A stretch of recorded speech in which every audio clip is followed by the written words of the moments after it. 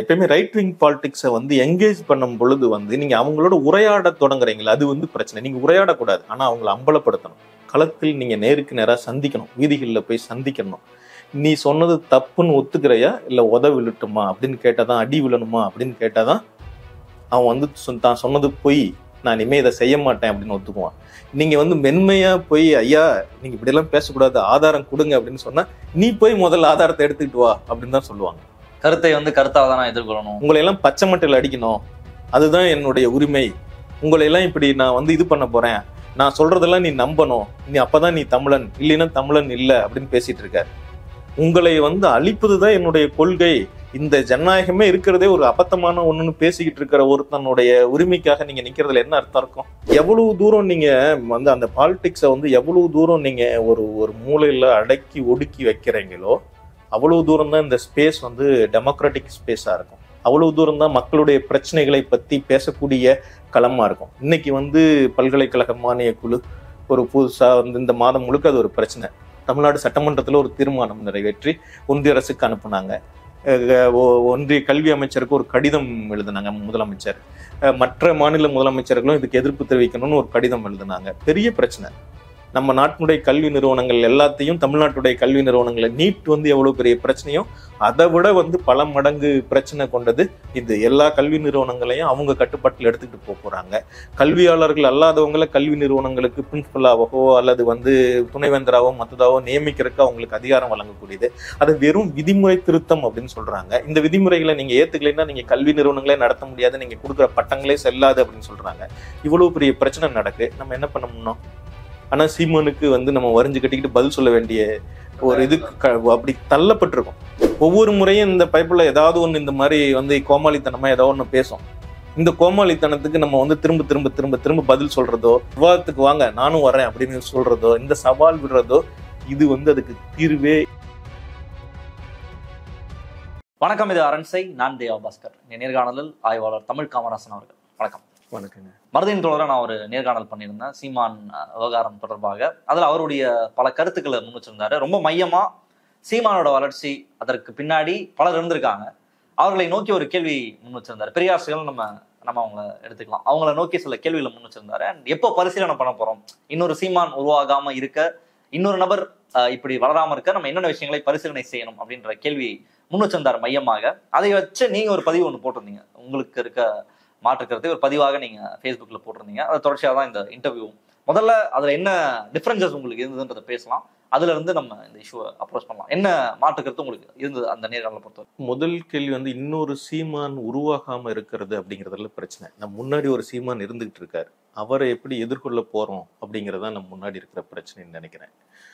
இது வந்து முதல் விஷயம். ரெண்டாவது விஷயம் வந்து இப்ப மருதின் தோழர் அவங்க என்ன பண்ணியிருந்தாங்கன்னா, பெரியாரிஸ்டுகள் வந்து நீங்கள் அப்புறம் நாங்கள் அப்படின்னு ஒரு தரப்பார் அவர் சொல்றார். அவரு மக்கள் கலை இலக்கிய கழகம் அவர் செயல்பட்டது இல்லை பொதுவாக இடதுசாரிகள் அப்படிங்கிற துணியில சொல்றாரு போல எனக்கு தோணுது. வந்துட்டு அந்த நீங்கள் அப்படின்னு அவங்கள நோக்கி சொல்றது இருக்குல்ல, அவங்க மட்டும் இதுக்கு பொறுப்பேற்றுக் கொள்ளணும்.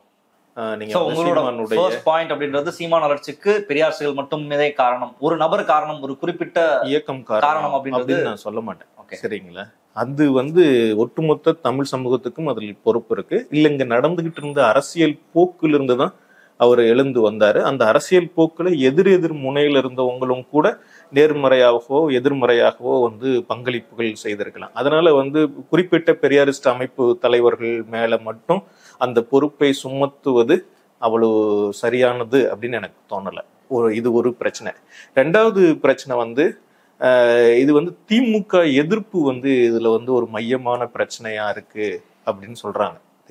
ஒரு காலத்துல வந்து இப்ப போர் முடிந்த பிறகு எல்லாரும் வந்து திமுக எதிர்ப்பை பேசிய பொழுது, திராவிட இயக்கத்தை சார்ந்த தோழர்களும் அதை பேசின பொழுது அந்த போருக்கான காரணமா அவங்கள முன் வச்சாங்க. அது ரொம்ப நீங்க முக்கியமான பிரச்சனை, நீங்க அந்த இடத்துல தவறு இழைச்சிட்டீங்க அப்படின்னு தோழர் வந்து சொல்ல வர்றாங்க.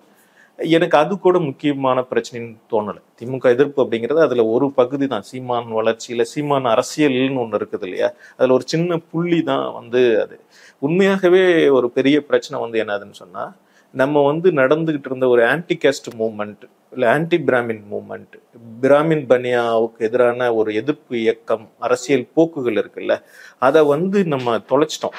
எப்ப இருந்துன்னா வந்து ஏறக்குறைய 80களுடைய கடைசி பகுதியிலிருந்தே அதை தொலைச்சிட்டு அதுக்கு பதிலா பெரியாருக்கு பின்பே தொலைச்சிட்டோம் அப்படின்னு எடுத்துக்கலாமா? ஆமா, பெரியாருக்கு பின்னாடி கூட அது இருந்தது. ரொம்ப காலம் வரைக்கும் அவங்க பேசிக்கிட்டு தான் இருந்தாங்க. 80கள் கடைசியில வரைக்கும் அது இருந்தது. 80கள் இடையிலிருந்து ஈழ போராட்ட ஆதரவு, இல்ல 80கள் கடைசியில 90களுடைய ஆரம்பத்துல தீவிரமான ஈழ விடுதலை போராட்ட ஆதரவு அப்படிங்கிற ஒரு நிலைப்பாட்டுக்குள்ளார தமிழக அரசியல் களம் நுழையும் பொழுது அந்த புள்ளியை தவற விட்டுட்டோம்னு தோணுது. அதுக்கு வந்து அதன் ஊடே வந்து அங்க பேசிக்கிட்டு இருந்த ஒரு தேசியவாத அரசியலை நம்ம இங்க எடுத்துக்க ஆரம்பிச்சோம். குறிப்பா எல்லாருமே எடுத்துக்கிட்டோம். அது ஒன்றும் பெரியாரிஸ்ட் அமைப்புகள் மட்டும் இல்ல, கம்யூனிஸ்ட் அமைப்புகளும் கூட விடுதலை புலிகளை ஆதரிச்சவங்க தான். எதிர்த்தவங்க, விடுதலை புலிகளை நேரடியா எதிர்த்தவங்கன்னு சொன்னா 2 பேர் தான். இல்ல, ஒரு இனம் வந்து ஒடுக்கப்படுது அப்படின்னா எந்த இடத்துல எந்த இனம் ஒடுக்கப்பட்டாலும் அதற்கு ஆதரவாக முற்போக்காளர்கள் பேசுறதை நம்ம பார்த்துக்கணும். ஃபார் எக்ஸாம்பிள், இப்போ இஸ்ரேல் பாலஸ்தீன் நடக்குதுன்னா வெளிப்படையாக பாலஸ்தீன ஆதரவு. இப்போ பாலஸ்தீனுக்கும் நமக்கு ஏதாவது சம்பந்தம் இருக்கான்னு கேட்டீங்கன்னா எந்த சம்மந்தமும் கிடையாது. எந்த ஒரு துளி கூட நம்ம சம்மந்தம் கிடையாது. ஆனா பாலஸ்தீன் ஆதரவுன்றது உலகம் முழுக்க இருக்கக்கூடிய ஜனநாயகவாதிகளாலும் முற்போக்காளர்களாலும் அது தொடர்ச்சியாக அவங்களுடைய அந்த அஷூரன்ஸ் வந்து கொடுத்துட்டே இருக்காங்க. அதே மாதிரிதான் தமிழ்நாட்டுல ஈழத்துல ஒரு பிரச்சனை நடக்குது. அங்க ஒரு ஒரு பெரும்பான்மை இனம் வந்து ஒரு இனத்தை ஒடுக்குறாங்க. அதன் அடிப்படையில தமிழ்நாட்டுல ஒரு ஆதரவு பெருகுது. அது காரணம், இன்னொரு காரணம் அவங்க நம்ம தமிழ் மொழி பேசக்கூடிய நபர்களாக இருக்காங்க. அப்படின்ற அடிப்படையில ஒரு இனம் ஒடுக்கப்படுது, அதன் பேர்ல உருவாகிற ஒரு அரசியல் அப்படி அது வந்து தமிழ்நாட்டை மட்டுப்படுத்திருச்சு, அல்லது அந்த அரசியல் இங்க வந்ததுக்கு அப்புறம் தமிழ்நாடு பாலிடிக்ஸ் மாறிடுச்சுன்றதை எப்படி புரிஞ்சு? அதனால நடந்துட்டுதுன்னு நான் சொல்ல வரல. இப்ப அவங்க அது வந்து ஒரு நம்ம அரசியலை தவற விட்ட இடம் வந்து வேறொரு புள்ளி. அந்த அவங்களுடைய ஆதரவு அரசியல பேசுறதுனால மட்டும் நடக்கல, அவங்களுடைய அரசியலையே நம்முடைய அரசியலா கருதிக்கிட்டதுனால வந்த பிரச்சனையாக எனக்கு தோணுது. முதல் சிக்கல் வந்து இப்ப ஈழத்தமிழர்கள் ஒடுக்கப்பட்டாங்க, உண்மைதான், சரிங்களா? அவங்க சிங்களவர்களால இலங்கை தேச அரசுக்குள்ளார ஒரு சிறுபான்மை இனமாக ஒடுக்கப்பட்டாங்க. இந்த இலங்கை அரசாங்கம் உருவானதிலிருந்து இந்த பிரச்சனைகள் ஏறக்குறைய 50கள் உருவாகி முதல் பொருளாதார நெருக்கடி 56ல வரும்பொழுதே அவங்க பெரிய ஒரு இனக்கலவரத்தோட தான் வந்து ஆரம்பிச்சாங்க.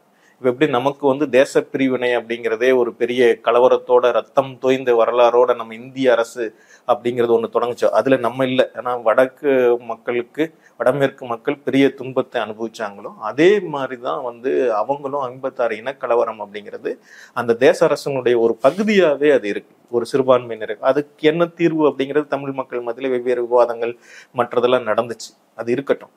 அங்க வந்து இப்ப அங்க இருக்கிற சூழல்ல இருந்து ஒரு தேசியவாதம் மேலெழுந்து வருது. புலிகள் ஒரு தேசியவாதம், ஈழ தமிழ் மக்கள் மத்தியில புலிகள் பேசின தேசியவாதம் மட்டும் இல்ல, வேற சில அமைப்புகளும் இருந்தாங்க. அவங்க எல்லாம் 90களில் இறுதியா 90களின் பொழுது இல்லாமல் ஆக்கப்பட்டாங்க. புலிகளால ஒரு சில பேர் அவங்க அமைப்புல ஹீரோஸ் மற்றவங்க எல்லாம் அவங்களுடைய அமைப்புல சேர்த்து கொள்ளப்பட்டார்கள். அவங்களோட இணைஞ்சு பணியாற்ற முடியாதவங்க மற்றவங்க எல்லாம் வெளியேற சொன்னாங்க, வெளியேற்றப்பட்டார்கள். அப்படி வெளியேற்றிட்டாங்க. அப்ப வந்து புலிகள் மட்டுமே பேசுனதுதான் ஒரே டோனா, சிங்கிள் டோனா மாறிச்சு. அது ஒரு விதத்துல நல்லதாகவும் இருந்தது, இன்னொரு விதத்துல கெட்டதாகவும் இருந்தது. நீங்க வந்து பாத்திருக்கீங்களா என்னன்னு எனக்கு தெரியல. நான் சின்ன பையன்ல இப்ப நான் 98 வாக்குல 10th இதெல்லாம் முடிச்ச பிறகு வந்து அப்பெல்லாம் வானொலி கேட்க ஆரம்பிச்ச புதுசுல வந்து ஐபிசி எல்லாம் காலையில காட்டிக்கிட்டு இருக்கேன். 5:30 மணிக்கு ஐபிசி ஒளிபரப்பாகும். இரவு வந்து பிபிசி தமிழோசை கேட்கறது ஒரு வழக்கமான இதா வச்சிருந்தேன். ஜெகத் கஸ்பர் இருக்காரு இல்லையா, அவரு வந்து இங்க இந்த பக்கம் இந்தோனேசியாவோ ஏதோ ஒரு நாடு, இந்த பக்கம் இருந்து தென்கிழக்கு ஆசிய நாடு, ஆமா, அது ஏதோ ஒரு கிறிஸ்துவ இதுல இருந்து பேசுவாங்க. அதுல ஒரு சின்ன பகுதி ஒண்ணு இருக்கும். அதுலயும் வந்து இவங்களுடைய விடுதலை போராட்டம் பற்றி எல்லாம் செய்திகள் இதெல்லாம் ஒளிபரப்பப்படும். அது வந்து நான் சின்ன குழந்தையா இருந்து பையனா மாறி இந்த பொது விஷயங்கள்லாம் கத்துக்க தொடங்கும் பொழுது நான் முதல்ல எனக்கு ரொம்ப பிரம்மாண்டமா தெரிஞ்சது விடுதலை புலிகள், அவர்களுடைய போராட்டம், இதெல்லாம் தான் பயங்கர பிரம்மாண்டமா தெரிஞ்சது. அரசியலுக்குள்ளார நுழையும் பொழுதே எனக்கு அது வந்து ரொம்ப பயங்கர பிரம்மாண்டமானதா தான் தெரிஞ்சது வந்துட்டு அதுல இருந்து தான். ஆனா அதுல இன்னைக்கு திரும்பி பார்க்கும்போது, அன்னைக்கே எனக்கு அப்படி தோணுச்சுன்னுலாம் தோணல. இன்னைக்கு திரும்பி பார்க்கும்பொழுது அவங்க அடிக்கடி சொல்லுவாங்க, புலிகளுடைய வந்து அந்த மாவீரர் தின உரையிலும் வந்து அது திரும்ப அவர் பேசும்பொழுதும் சொல்லுவாரு, எங்கட இனம் ஒரு தனித்துவமான இனம், எங்களுடைய போராட்டம் ஒரு தனித்துவமான போராட்டம் அப்படின்லாம் சொல்லுவாரு. இல்ல, நாங்கள் எப்பொழுதும் வெல்லப்பட முடியாதவர், எங்களுடைய தலைவர் வந்து ஒரு தனித்துவமான தலைவர் அப்படின்லாம் சொல்லுவாங்க. ஒரு வரலாற்று மரபுக்கு உரிமை கோரக்கூடிய முறையெல்லாம் ஒண்ணு இருக்கு. இதுக்கும் புலிகள் பேசின அந்த பேச்சுக்களுக்கும் இங்க திராவிட இயக்கம், திராவிட முன்னேற்ற கழகம், இப்ப வந்து பெரியார் அப்படி பேசல, ஆனா திராவிட முன்னேற்ற கழகத்துல அண்ணாவும் கலைஞரும் இப்படி வந்து ஒரு தமிழ் பெருமித உணர்வை பேசியிருக்காங்க.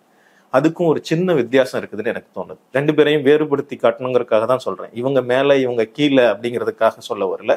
இவங்க சரியானவங்க இவங்க தப்பானவங்க அப்படிங்கிறதுக்காகவும் சொல்ல வரல. என்ன வித்தியாசம்னு சொன்னா, இவங்க வந்து பேசின தமிழ் பெருமித உணர்வு எல்லாம் இருக்கிற சாதி அமைப்புக்கு எதிராக தெளிவா அதுக்கு எதிரானதா இருந்தது. ஆனா புலிகளுடைய வந்து அந்த பெருமித உணர்வுல அப்படியான ஒரு அம்சம் இல்லை அப்படிங்கிறது ரொம்ப வெளிப்படையான உண்மைதான். அவங்க அதுக்கு எதிராக நேரா எங்கேயும் அதை பற்றி பேசல. சாதிகளை தடை செஞ்சிருக்காங்க, வந்து சாதி வேறுபாடு காட்டக்கூடாதுன்னு தடை செஞ்சிருக்காங்க, புலிகள் அமைப்புகளுக்குள்ளார இது பண்ணக்கூடாது அப்படின்லாம் சொல்றாங்க தோழர்கள். அது ஓரளவுக்கு உண்மைதான், வந்து நான் அதெல்லாம் மறுக்கலாம் இல்லை. ஆனா சாதி அமைப்புக்கு எதிராக வெளிப்படையா வந்து தமிழர்கள் மத்தியில் இருக்கிற வந்து இந்த வேறுபாடுகளை களையணும் அப்படிங்கிறதுக்கு எதிராக அவங்க தீவிரமா ஒன்றும் பேசுனதும் கிடையாது, இது பண்ணதும் கிடையாது. அது வந்து ஒரு தேசிய போராட்டத்தின் வளர்ச்சியின் ஊடாகவே அது தானா. தமிழ்நாட்டுல ஒரு பார்ப்பனிய எதிர்ப்பு இருக்கு, இங்க ஒரு எதிர்பண்பாடை நம்ம கட்டமைக்கணும், நமக்கு வந்து ஒரு மரபு இருக்கு, தமிழ் குடி அப்படின்றது ஒரு சாதாரண மனிதர்கள் கிடையாது, அவங்களுக்கு ஒரு பெரிய ஒரு பண்பாட்டு தொடர்ச்சி இருக்குன்றத திமுக முன்னெடுத்துச்சு அப்படின்றத எடுத்துக்கலாம். அது பார்ப்பனிய எதிர்ப்புக்கு எதிராக தொடக்கப்பட்ட ஒரு பண்பாட்டு தளத்துல அவங்க செஞ்ச வேலை அப்படின்னு எடுத்துக்கலாம். புலிகளை பொறுத்த வரைக்கும் அவங்க அங்க ஒரு இனம் அவங்க ஒடுக்கப்படுறதுக்கு உள்ளாகுறாங்க. அப்போ எங்களோட இனம் வந்து பெருசா நம்ம சண்டை போடுறது இதெல்லாம் பேசுறது சரியான விஷயம். சரிதான், நான் அதை மறுக்கல.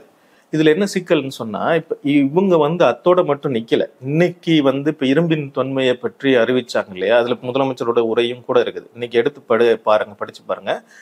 ஏன் நாம் இத்தகைய இழிநிலையில இருந்தோம் அப்படின்னா, நம்முடைய சமூகம் வந்து ஏற்றத்தாழ்வா தன்னை வந்து சாதிய ஒரு சமூகமா மேல் கீழே பிரிச்சு வச்சுக்கிட்டு இருந்துச்சு, இழிநிலையில இருந்துச்சு, நம்ம இழிந்த நிலையில இருந்தோம், இந்த மாதிரி வேறுபாடு காட்டக்கூடிய அதை எதிர்த்து ஒரு போராட்டம் நடந்தது. அதை பெரியார் தொடங்கினாரு, அயோத்திதாசர் தொடங்கினாரு, வள்ளலார் தொடங்கினாரு, வள்ளுவர் இதுல இருந்து இவங்கெல்லாம் இதுக்கு எதிராக சண்டை போட்டுட்டு இருந்தாங்க. அந்த மரபினுடைய தொடர்ச்சியா தான் நான் இதையும் அறிவிக்கிறேன் அப்படின்னு தான் சொல்றாரு. சரிங்க, அந்த போராட்டம் வந்து வெளியில இருக்கிற பார்ப்பனியத்துக்கு எதிராக மட்டும் இல்லை, அது இங்க உள்ளுக்குள்ளார இருக்கிற ஏற்றத்தாழ்வுகள், இந்த பிரச்சனைகள் இருக்கு இல்லையா, சமகால பிரச்சனையை அட்ரஸ் பண்ணதுன்றீங்க. சமகால பிரச்சனைகளுக்காக வந்து அந்த வித பேசினாங்க. தமிழன் ஒருவன் சாதி பார்க்க மாட்டான், சாதி பார்க்க கூடாது, சாதி பார்க்கிறவன் தமிழனாகவே இருக்க முடியாது அப்படின்னு அண்ணாவால பேச முடிஞ்சது. தமிழர்கள் வந்து தங்களுக்குள்ளார சாதிய பாரபட்சம் காட்டுறாங்கன்னா அவர் எப்படி தமிழரா இருக்க முடியும் அப்படிங்கிற தொடர்ச்சியா ஒரு எலக்டோரல் பார்ட்டி தான் அவங்களால அதை பேச முடிஞ்சது. பேசிட்டு தான் இருந்தாங்க பின்னாடி வரைக்குமே. அதை ஏதோ ஒரு வகையில அந்த பேச்சு தொடர்ந்துச்சு. புலிகளுடைய பேச்சுல, இந்த தமிழ் பெருமித பேச்சுல அது இல்லை. அது வந்து அவங்க நேர சிங்களத்துக்கு எதிரான, சிங்கள இனத்துக்கு எதிரான ஒரு பேச்சா மட்டும்தான் இருந்ததே ஒழிய இது இல்லை. இப்ப நம்ம அவங்களுடைய தேசியவாத மொழிய, அவங்களுடைய பேச்சை இதை எடுத்துக்கிட்டு வர்றதன் மூலமா இதை வந்து எங்கேயோ நம்முடைய இங்க இருந்துகிட்டு இருந்ததுல ஏற்கனவே ஒரு அரசியல் மொழி நம்ம கிட்ட இருந்தது இல்லையா, அந்த மொழியை கைவிட்டுட்டு முழுக்க ஒரு தேசியவாத மொழிக்குள்ளார சிக்கிக்கிட்டோமோன்னு தோன்றுது. அந்த பேச்சினுடைய தொடர்ச்சி தான் கடைசியா வந்து சீமான் பேசுறதுல இருக்கிற இந்த இவ்வளவு மோசமான ஒரு பேச்சு இருக்குது இல்லையா, அந்த பேச்சினுடைய ஒரு வகையான தொடர்ச்சி. அதுக்கு பிரபாகரன் நாங்க முன்னெடுக்கும் பொழுது இங்க வேற ஒன்னா கன்வெர்ட் ஆகுது, அப்படியே அந்த பேச்சு வந்து ஆன்டி காஸ்ட் மூவ்மெண்ட்ல இருந்து வேற ஒன்னா கன்வெர்ட் ஆகுதுன்றது உங்களுடைய சார்ஜ். அது ஒரு எக்ஸ்ட்ரீம் வெர்ஷன் தான் சீமான்னு சொல்றீங்க. ஆமா ஆமா ஆமா ஆமா. ஏன்னா அவங்களே புலிகளே வந்து ரொம்ப சாதாரணமான ஒரு உண்மைதான். புலிகள் வந்து அவங்க வந்து இந்த மாதிரி ஒரு மற்ற எல்லை பீப்புளோட பொலிட்டிக்கல் பார்ட்டிஸ் இருக்காங்க, அங்க ஏற்கனவே இருந்த தமிழர்கள் மத்தியில இருந்த அந்த மாதிரியான கட்சிகள் மத்தியில இருந்து தான் வந்தாங்க. புலிகள் இப்படி வந்தாங்க. இடதுசாரி அமைப்புகள்ல இருந்து சமூக சீர்திருத்தங்களுக்காக, சமூக மாற்றங்களுக்காக போராடின அமைப்புகள், கட்சிகள்ல இருந்து வேற சில ஈழ விடுதலைக்கு போராடின அமைப்புகளும் வந்தாங்க. ஆனா அவங்கெல்லாம் வந்து இல்லாம போயிட்டாங்க. அதனால அது வந்து அந்த தேசியவாத பேச்சே வந்து ஒரு ஒற்றை தன்மையிலான பேச்சா மாறிட்டது அவங்க மத்தியில். 90களுக்கு அப்புறம் தான் அது வந்து ரொம்பவும் வந்து ஒரு ஒற்றை மோனோடோனுக்கு வந்து மாறினது. அது வந்து நமக்கு அந்த டோனை வந்து நம்ம அப்படியே பிரதிபலிக்கிறதுனால, பெரியாரிஸ்டுகள் அமைப்புகள் பேசினாங்க ஏறக்குறைய, அதை ஜஸ்டிஃபை அப்படியே பிரதிபலிக்கிறாங்கன்னா எப்படி அதை ஜஸ்டிஃபை பண்ணாங்க. முதல்ல எடுத்தோம்னா அவங்க அங்க நடந்துக்கிறது எல்லாத்துக்கும் நியாயம் தான் அப்படின்னு சொன்னாங்க. சில பிரச்சனைகள் இருந்திருக்கு, அவங்களுக்குள்ளார முரண்பட்ட கருத்துக்கள். நம்ம புலிகளை ஆதரிக்கிறதுங்கிறது வேற ஒன்று. விடுதலை புலிகளை ஆதரிக்கலாம், தமிழில விடுதலை போராட்டத்தை ஆதரிக்கலாம், அதை நடத்தக்கூடிய ஒரு அமைப்பை நம்ம ஆதரிக்கலாம். ஆனா அவங்களுக்குள்ளார இருக்கிற உள் முரண்பாடுகள், பிரச்சனைகள் இருக்கு இல்லையா, அது வந்து ஜனநாயக பூர்வமா தீர்க்கப்பட்டுச்சா இல்லையாங்கிறது நம்முடைய அக்கறை தான். அது வந்து ஜனநாயகபூர்வமா அதை வந்து நம்ம ஒரு தரப்பை ஆதரிச்சோம், எல்லாருமே ஆதரிச்சாங்க. அது கடந்த கால பிரச்சனைகள், அதுல எல்லாம் போய் இப்போ வந்து மண்டையை உடைச்சுக்கிடணும் அப்படின்னு நான் சொல்ல மாட்டேன், அதெல்லாம் வரலாற்று பிரச்சனைகள். ஆனா அதனால நம்ம வந்து மொழியை இழந்துட்டோம் அப்படிங்கிறது. நம்ம ஏன் இதை செஞ்சோம் அப்படிங்கிறதுக்கு இன்னைக்கு கூட காலையில ஒருத்தர்கிட்ட ஒரு ஐயா கிட்ட பேசிட்டு வந்தேன். வந்து அவர் ஒரு மூத்த தோழர் தான், திராவிட இயக்கங்கள்ல பணியாற்றின தோழர். அவர் ரொம்ப சாதாரணமா தான் சொன்னார், நமக்கு வந்து சுதந்திர தமிழ்நாடு அடையணுங்கிறது நம்முடைய ஒரு லட்சியமா இருந்தது, அது இங்க சாதிக்க முடியல, அப்படி ஒரு சுதந்திர தமிழ்நாடு, தமிழர்களுக்காக ஒரு நாடு ஒண்ணு கிடைக்கும்னா அதை நம்ம ஆதரிச்சு தானே தீரணும் அப்படிங்கறதுக்காக தான் நம்ம அதை அவ்வளவு மெனக்கிட்டு ஆதரிச்சோம், அவங்களுக்காக அவ்வளவு வேலைகள் செஞ்சோம் அப்படின்னு வந்து உதவிகள் செஞ்சோம் அப்படின்னு சொன்னாங்க. இது ஒரு யதார்த்தமான உண்மைதான். நம்ம ஊர்ல தீர்க்க வேண்டிய பிரச்சனைகள், நம்முடைய அரசியல் பிரச்சனைகள், இது எல்லாத்தையும் கடந்து நமக்கு ஒரு நாடு கிடைச்சிட்டா அப்பா அப்படின்னு போதும். புரட்சி நடவடிக்கை ஒப்பிட்டு பார்க்கலாமா? இங்க புரட்சி நடக்கணும்னு எதிர்பார்த்து வேற எங்கேயோ புரட்சி நடக்கிறத பார்த்து நம்ம சந்தோஷம். இப்ப கம்யூனிஸ்டுகளுக்கு அப்படியான ஒரு பிரச்சனை இருக்கு. எங்கேயாவது ஒரு புரட்சி நடந்தா கூட அது நம்முடைய புரட்சி அப்படின்னு நினைக்கிறாங்க இல்லையா? அது ஒரு வகையில சரியா இருந்தாலும் கூட அவங்களால என்ன பண்ண முடியல அப்படின்னு சொன்னா, இங்க ஒரு புரட்சி, இங்க இருக்கிற யதார்த்தமான சூழல், இதை எதிர்கொள்றதுக்கு அவங்களுக்கு அது ஒரு தடையாவும் இருக்கு. அது அவங்களுக்கு உந்துதலா இருக்கிற மாதிரி அதனுடைய இன்னொரு பக்கம் என்னவா இருக்குன்னா, இங்க சமகாலத்துல நம்ம செய்ய வேண்டிய அரசியல் பிரச்சனைகள், பேச வேண்டியது, இது எல்லாத்தையும் வந்து அது ஒரு வகையில தடுக்குது, ஒரு வகையில அவங்களுக்கு தடையா மாறிடுது, சிந்திக்கிறதுக்கு தடையா மாறிடுது. அந்த மாதிரியான சிக்கல். இப்ப இதுக்கும் சீமானுக்கும் என்ன தொடர்பு? நம்ம எதனால இந்த வரலாற்று பின்னணிகளாம் நம்ம எதுக்கு பேசிட்டு இருக்கோம்? சீமானினுடைய இந்த பிரச்சனைக்கும் இதுக்கும் என்ன தொடர்பு? இதுக்கும் ஒரு பிரச்சனை தொடர்பு இருக்குதுன்னு தான் நினைக்கிறேன். இப்ப வந்து நான் இந்த அரசியலுக்குலாம் இப்ப எல்லாரும் கதை சொல்றாங்க இல்லையா, எல்லாரும் அவங்களோட அனோட்டோட்ஸ் சொல்றாங்க, சொந்த அனுபவங்களை பகிர்ந்துக்கிறாங்க. அமர்தாஸ் வந்து சொல்றாரு, அதுக்கு முன்னாடி சந்தோஷ் சொன்னாரு, இந்த மாதிரி எல்லாரும் அவங்களுடைய இப்ப வந்து ஆண்டன் பாலசிங் இவரோட புலிகள் அவருடைய பிரபாகரன் அவங்களோட அண்ணன் மகன் வந்து சொன்னாரு, கார்த்திக் மனோகரன் அவர் வந்து சொன்னாங்க. இப்படி ஒவ்வொருத்தரும் வந்து அவங்களுடைய கதைகளை, பிரபாகரனை பத்தி ஒரு கதைகளை சொல்றாங்க. நான் பிரபாகரன் பற்றியல்ல, சீமானை பற்றின ஒரு கதைகளை வந்து சொல்றாங்க. சீமான் எப்படிப்பட்ட மனிதர் அப்படிங்கிறத வந்து சொல்றதுக்கு முயற்சி பண்றாங்க. நான் இதெல்லாம் பார்க்கல. நான் இந்த ஊர்ல தான் பிறந்து வளர்ந்தேன். இந்த ஊர்ல தான் வந்து என்னுடைய அரசியல் வாழ்க்கை தொடங்குனது 2001 இருந்து. தீவிரமான இயக்கங்களுக்கு போய் செயல்பட தொடங்கினேன். அதுக்கு முன்னாடி இருந்தே நான் சொன்ன மாதிரி 10ஆம் வகுப்பு படிக்கும்போது ஒரு பையனுக்கு எப்படி அரசியல் ஆர்வம் போய் வேடிக்கை பார்ப்பான், கூட்டத்தை பார்க்க, அப்படிலாம் நான் போய் பார்த்துருக்கேன். என்னுடைய வந்து தமிழாசிரியர் 10வது படிக்கும்போது எனக்கு தமிழாசிரியராக இருந்த மாரிமுத்தையா என்னை வந்து முதல்ல கூட்டங்களுக்கெல்லாம் கூட்டிக்கிட்டுலாம் போனாங்க. அருணகோ அப்படின்னு இப்ப ஸ்டூடெண்ட் ஜெராக்ஸுடைய நிறுவனர் முன்னாடி இருந்தவர், அவரு ஒரு அப்பெல்லாம் வந்து நவம்பர் 7க்கு வந்து இந்த தமிழ்நாடு மாநாடெல்லாம் நடத்திக்கிட்டு இருந்தாரு. அப்படி வந்து அதுக்கெல்லாம் போயிருக்கேன் வந்துட்டு.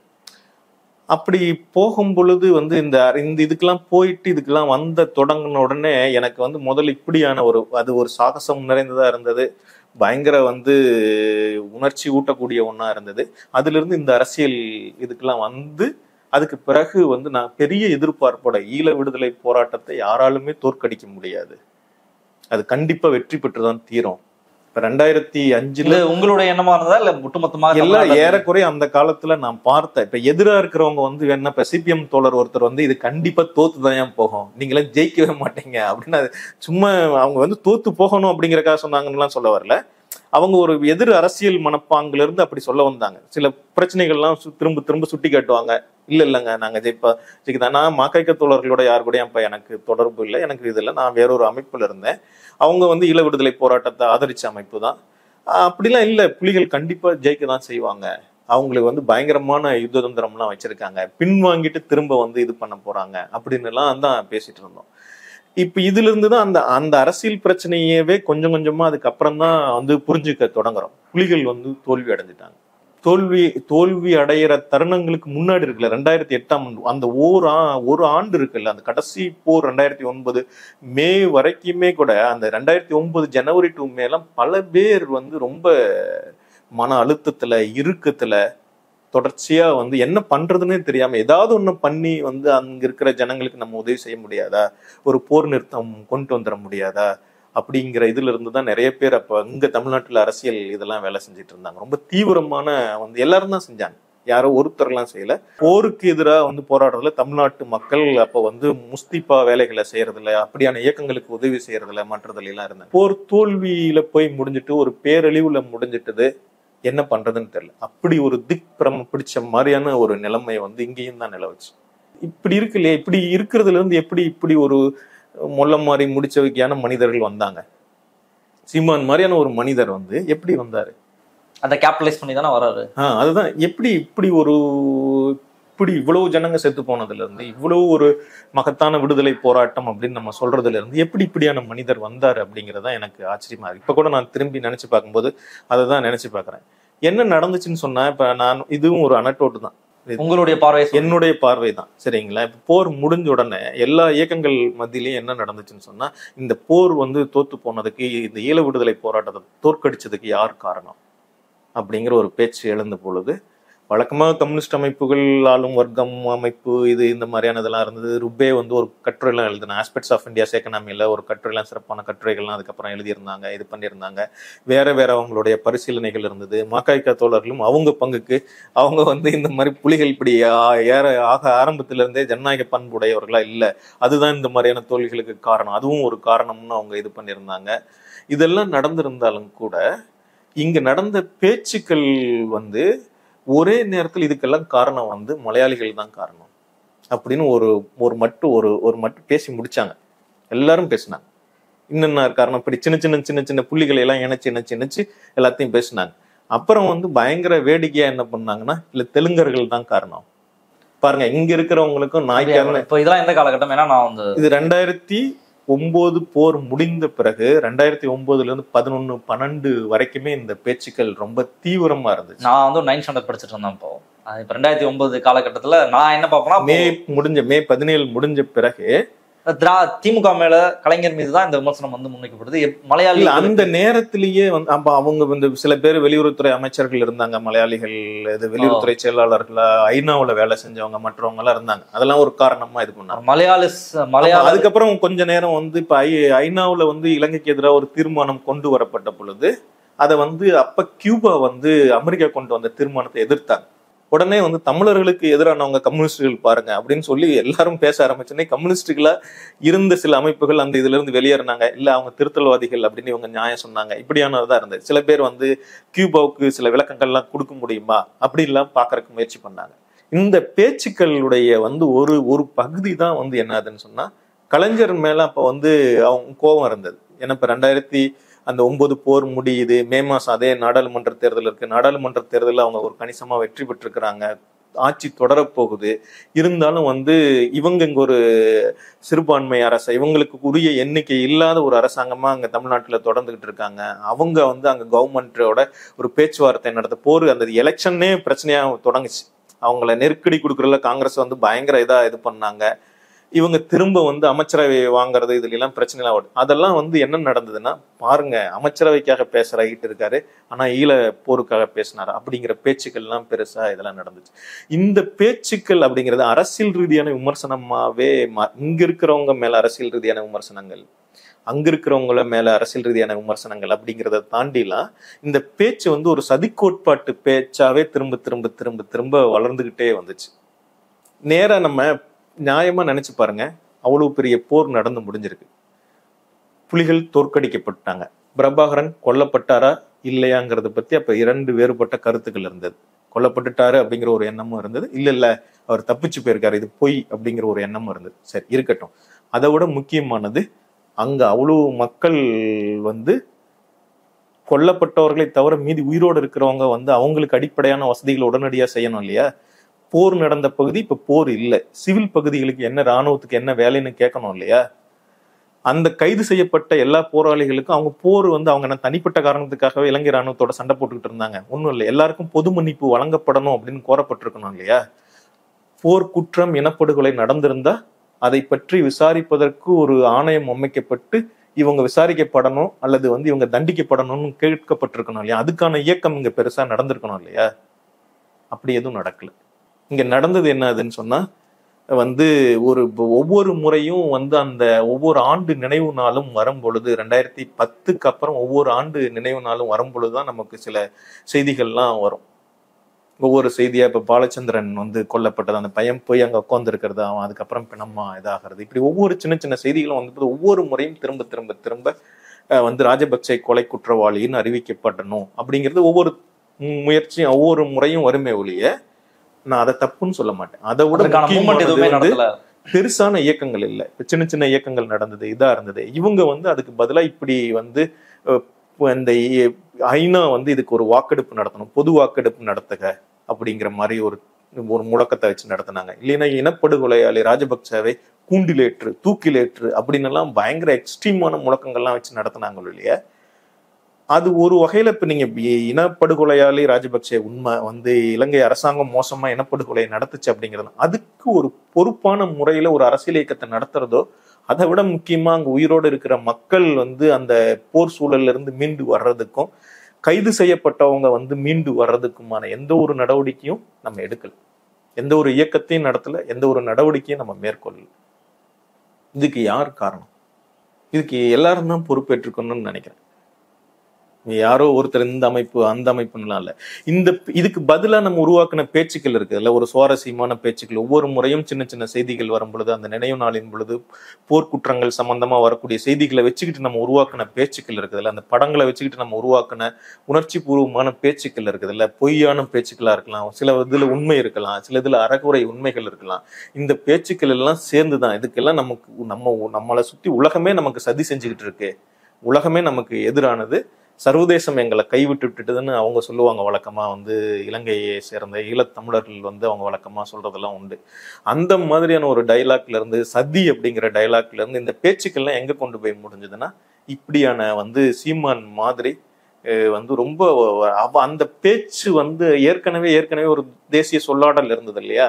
இந்த மாதிரி நாங்க ஒரு தனித்துவமான இனம், நாங்க வந்து ஒரு ஆண்ட இனத்தை சேர்ந்தவர்கள், நாங்க இப்படி வந்து சேல பாண்டியர்கள் தெற்காசில கடற்படையை கட்டி ஆண்டவர்கள், அது போல இன்னைக்கு திரும்பவும் கடற்படை வான்படை முப்படைகளோட ஒரு இயக்கத்தை கட்டிட்டோம், நாங்க ஒரு நாட்டை கட்டிட்டோம் அப்படிங்கிற பேச்சுக்கள், அந்த நேஷனலிஸ்ட் டிஸ்கோர்ஸ் என்னாச்சுன்னா திரும்ப இந்த இடத்துல ரைஸ் ஆகும் பொழுது பயங்கரமான ஒரு ரைட் விங் சீமான் பேசக்கூடிய குடி தேசியமா மாறுச்சு.